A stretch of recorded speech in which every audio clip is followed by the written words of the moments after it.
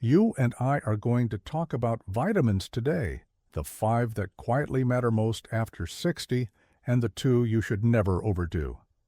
If you care about staying strong, steady, and sharp, this might be the most useful 20 minutes you spend this week. Quick favor before we dive in, type your age in the comments below. I want to know exactly who's watching so I can tailor every episode to you.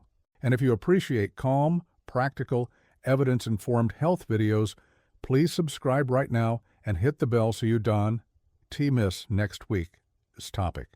Drop a simple I am in the comments if you plan to try one small change from this video.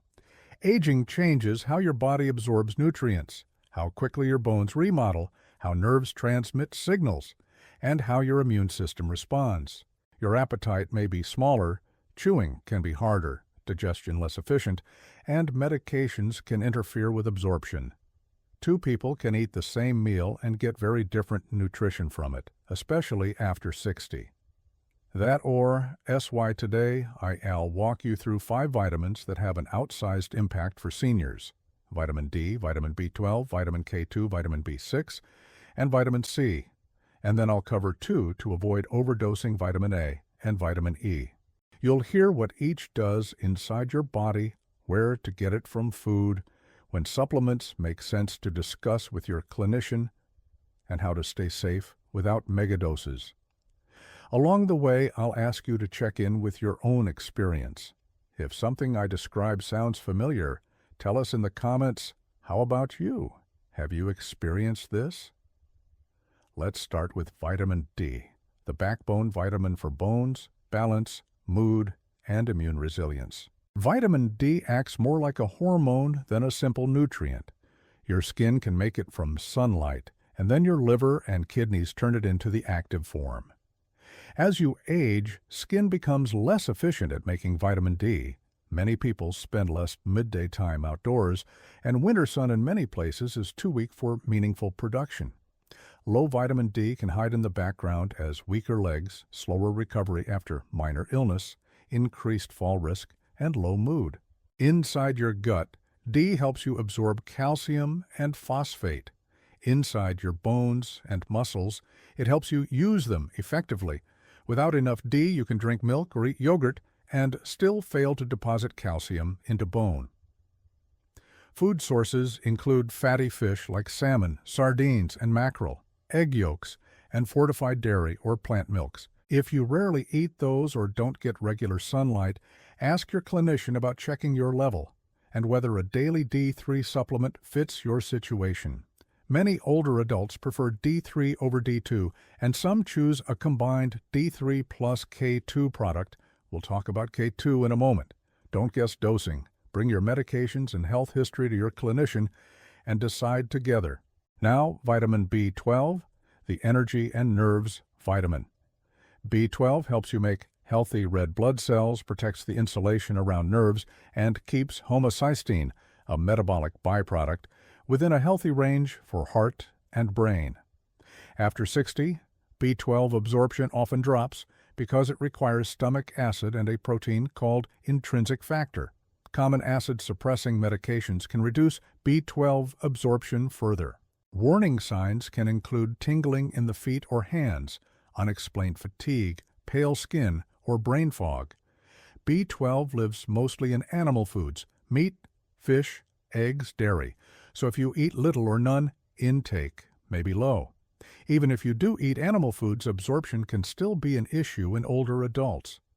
A practical option many seniors like is a sublingual B12 lozenge that dissolves under the tongue. If fatigue, numbness, or brain fog sound familiar, tell us in the comments whether you've noticed it and speak with your clinician about a simple blood test and options like methylcobalamin lozenges. Vitamin K2 is the traffic controller for calcium. You've heard about calcium and vitamin D for decades, but K2 is the quiet partner that directs calcium where you want it, into bones and teeth, and away from arteries and soft tissues. K2 activates proteins that lock calcium into your skeleton. That's why many people over 60 choose a D3 plus K2 combo. especially if they already take calcium or eat a calcium-rich diet. K2 is found in fermented foods like natto, a strong-tasting fermented soybean dish, and certain aged cheeses. But because intake can be inconsistent, supplements can be a predictable way to get it. Important safety note: vitamin K interacts with certain blood thinners, such as warfarin. That doesn't mean you can't consume vitamin K, it means be consistent and coordinate with your prescriber so your medication can be managed safely. Vitamin B6 is the metabolic helper.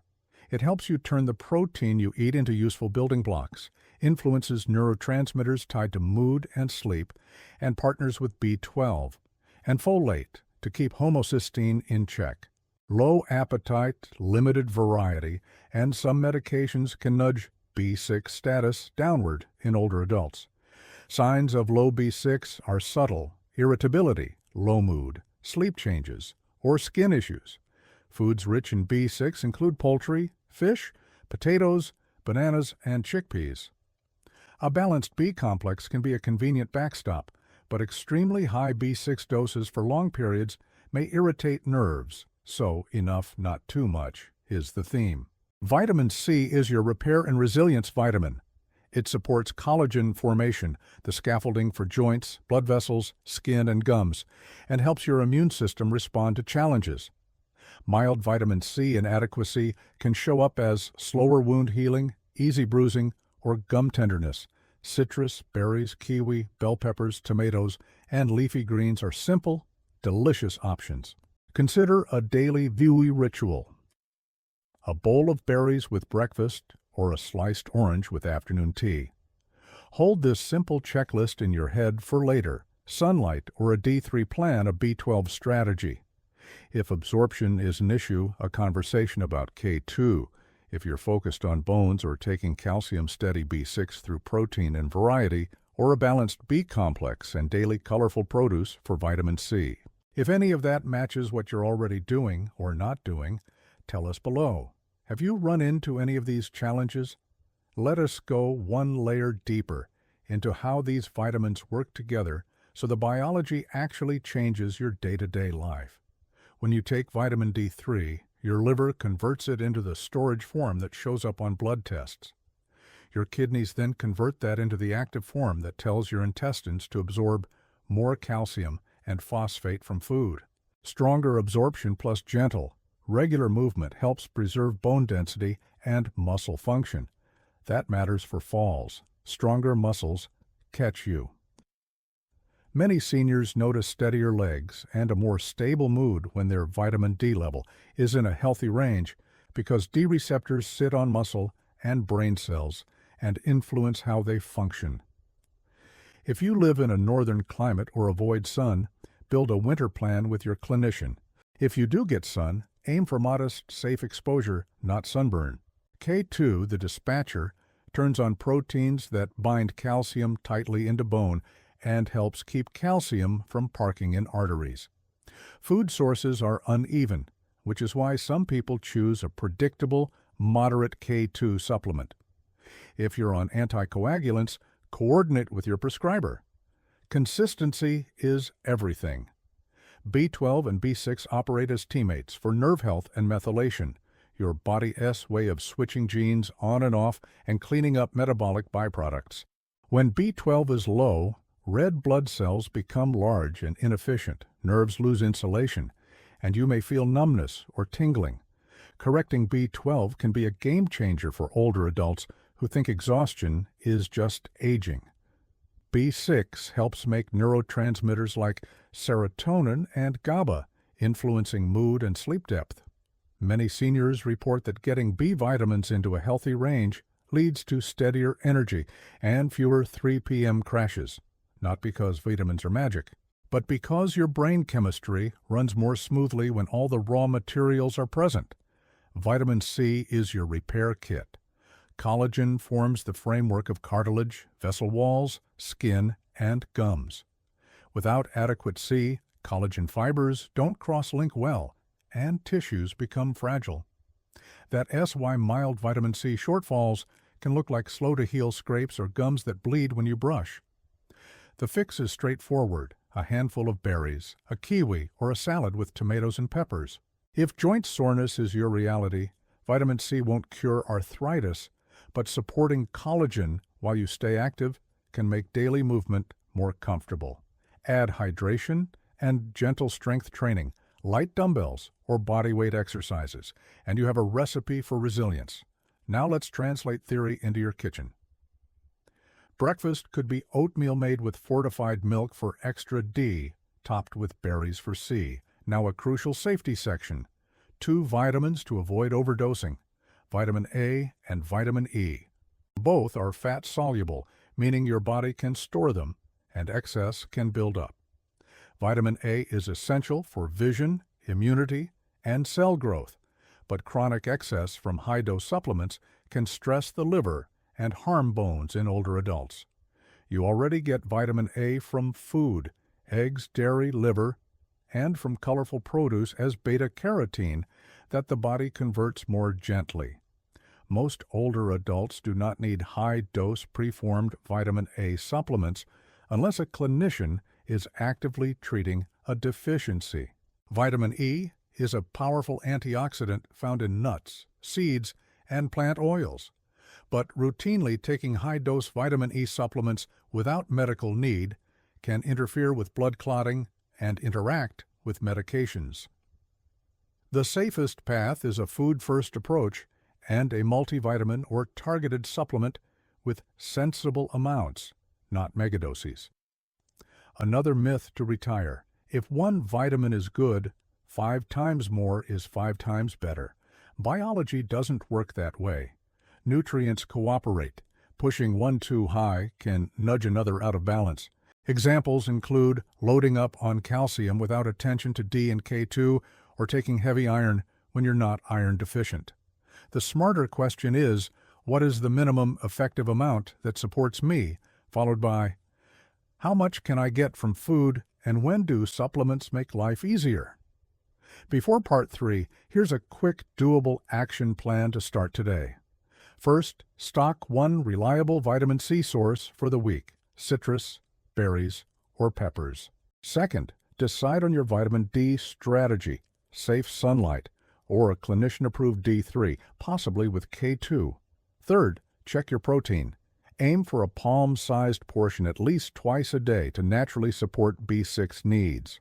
Fourth, consider your B12 situation. Little animal food, low stomach acid, or acid-suppressing meds are signals to ask your clinician about testing and a sublingual lozenge. If that sounds realistic, comment starting today and tell us which step you'll take.